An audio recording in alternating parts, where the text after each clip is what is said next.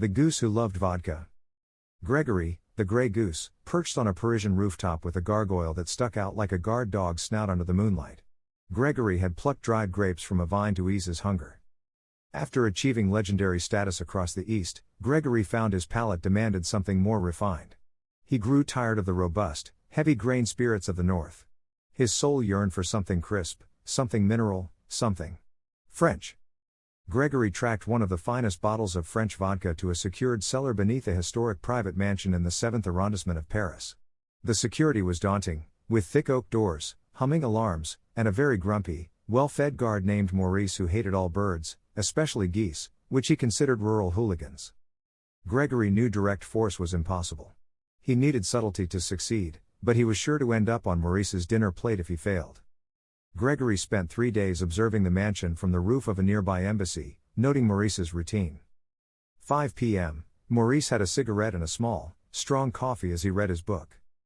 5:15 p.m., Maurice would enter the cellar to check the temperature logs. 5:30 p.m., Maurice would return to his post. The key was the cellar check.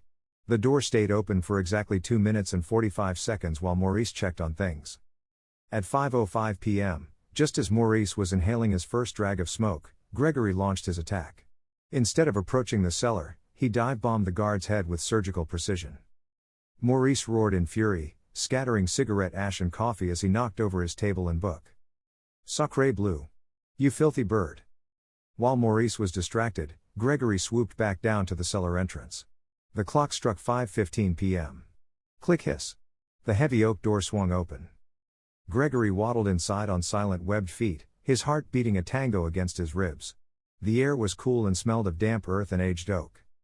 A bottle of vodka was nestled on a velvet stand, gleaming under a small spotlight, a tall, elegant bottle with a long, thin neck. It was magnificent. He grabbed the cork with his beak. The problem, the bottle was too heavy to lift with his beak alone, and too slick to carry in his wings. Gregory, in a moment of vodka-inspired genius, used his beak to gently tip the bottle until it lay flat on the stone floor.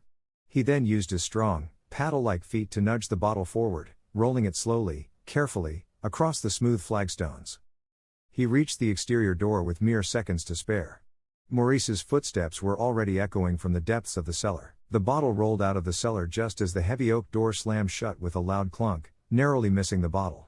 At 5:17 p.m., just 120 seconds into the routine, Gregory rolled the precious bottle over the threshold. The door hissed shut with a final, ominous clunk just as Maurice reached the top of the stairs. Gregory flew high over the Seine, past the shimmering lights of the Eiffel Tower, the bottle balanced perfectly in his grip. He landed atop a quiet, moonlit rooftop terrace and opened the bottle, not with a struggle, but with a refined pop. He poured a small measure into the bottle's crystal cap, raised it to the glittering cityscape, and honked a soft, triumphant, and deeply satisfied sound, a French ah, magnifique. Translated through a goose's vocal cords.